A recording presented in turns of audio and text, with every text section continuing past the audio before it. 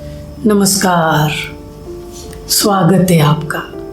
प्रिय मित्र, पिछले वीडियो के आधार पर हमने अभी तक जाना कि जितने मात्रा में आप प्राकृतिक नियमों को जानेंगे और उनको अपने जीवन में उतारने की प्रयास करेंगे, उतनी मात्रा में आप शांति और आनंद को उपलब्ध होते चले जाएंगे। और हमने यह भी समझा कि जो व्यक्ति प्राकृतिक नियमों को जानने की प्रयास करता है और फिर अपने जीवन में उतारने की भी प्रयास करता है, उसी को साधक कहा गया है। और इसके साथ हमने यह भी जाना कि जो व्यक्ति कुछ हद तक प्राकृतिक नियमों को जान चुका है और अपने जीवन में उतार चुका है उन प्राकृतिक नियमों को, उसी को संत महात्मा योगी कहा गया है। चलिए अभी हम समझते हैं कि ये जो प्राकृतिक नियम है ये है क्या, किसके बारे में हम बात करते हैं। चलिए मैं आपको इसके बारे में थोड़ा जानकारी दे रहा हूं। प्रिय मित्र, जब हम कहते हैं प्राकृतिक नियमों को जानो, इसका क्या अर्थ है। प्रकृति में करोड़ों सूर्य हैं, करोड़ों चंद्रमा हैं, करोड़ों प्लैनेट्स हैं, करोड़ों गैलेक्सी हैं, अनेक जीव जंतु हैं, अनेक तरह के वनस्पति हैं। क्या आप उन सबके नियमों को जान सकते हैं? निश्चित रूप से संभव नहीं है। फिर यह क्यों कहा गया है कि प्राकृतिक नियमों को जानो और फिर उनको अपने जीवन में अपनाओ।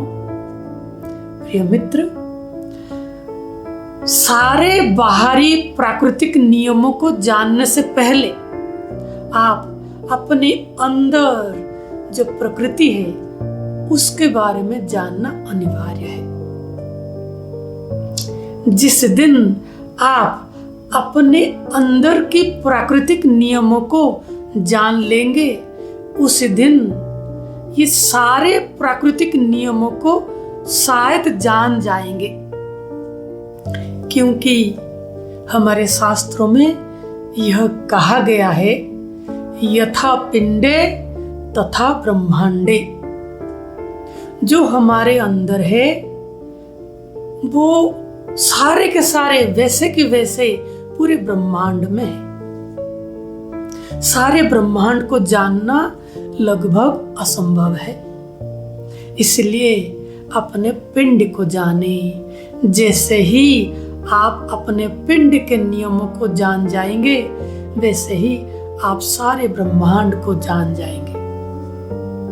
इसलिए हमारे ग्रंथों में कहा गया है, ज्ञानी सर्वज्ञ होता है।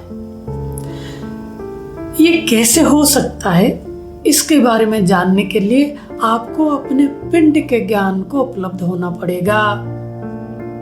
ये पिंड के ज्ञान है क्या? चलिए इसके बारे में भी समझते हैं।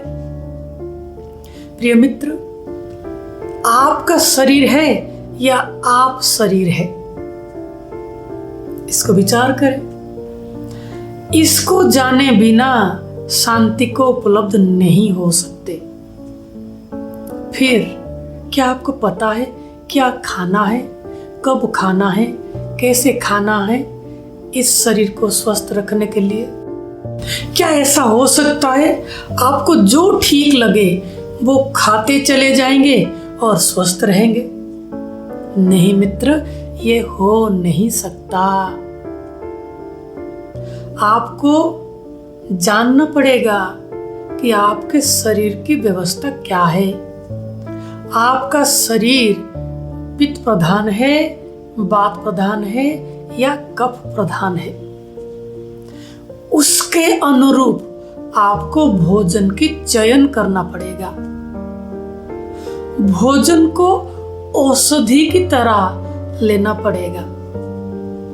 अगर ये सारे नियमों को मानेंगे तो एक स्वस्थ शरीर को पा सकते हैं, उपलब्ध हो सकते हैं। अगर आप जो ठीक लगे, जैसा मन करे वैसे खाते चले जाएंगे तो शरीर स्वस्थ हो ही नहीं सकता। ठीक ऐसे ही प्रिय मित्र, आपके पास मन है। क्या आप जानते हैं कि मन को कैसे उपयोग करना है? क्या ऐसा हो सकता है जो ठीक लगे आपको आप करते जाएं और शांत होते जाएं? मनमुखी जीवन में शांति को उपलब्ध नहीं हुआ जा सकता। आपको मन क्या है यह जानना पड़ेगा। मन की स्वभाव क्या है यह जानना पड़ेगा। स्वभाव के अनुरूप कार्य करना पड़ेगा। ये सब प्राकृतिक नियम है प्रिय मित्र। बुद्धि क्या है, सुख क्या है, दुख क्या है, ज्ञान क्या है, अज्ञान क्या है, विचार क्या है, भावनाएं क्या है, संवेदनाएं क्या है, मान क्या है, अपमान क्या है, आशा क्या है, निराशा क्या है। ये सारे गुणों को और सारे अवगुणों को कैसे बैलेंस किया जाए, सारे अवगुणों को कैसे दूर हटाया जाए, उसका नियम क्या है। सारे गुणों को कैसे अपनाया जाए, उसका नियम क्या है। ये सब प्राकृतिक नियम है, ये सब प्राकृतिक विधान है। प्रिय मित्र, जब मैं कहता हूं प्राकृतिक नियमों को जाने और उसको अपनाने की प्रयास करे, इसका अर्थ शरीर क्या है इसको जाने, अपना शरीर का प्रकृति क्या है इसको जाने, मन क्या है इसको जाने, बुद्धि क्या है इसको जाने, इनको कैसे उपयोग किया जाए, इसके नियमों को समझे और उसके अनुरूप व्यवहार करें। प्रिय मित्र, प्राकृतिक नियमों का एक छोटा सा विवरण आपके सामने हमने प्रस्तुत किया। ऐसे ही अनेकों नियम उपलब्ध है। हमें उन सब नियमों के बारे में जानना अनिवार्य है, क्योंकि उन सारे नियमों को आप अपने जीवन में उपयोग करते हैं। अगले वीडियो में हम आपके सामने अनेक गुणों का एक एक करके विस्तार से वर्णन करेंगे, ताकि आप उन गुणों को अपने जीवन में उतार सकें। आपने बहुत धैर्य से हमारी बात सुनी, इसलिए बहुत बहुत धन्यवाद। फिर मिलते हैं। प्रणाम।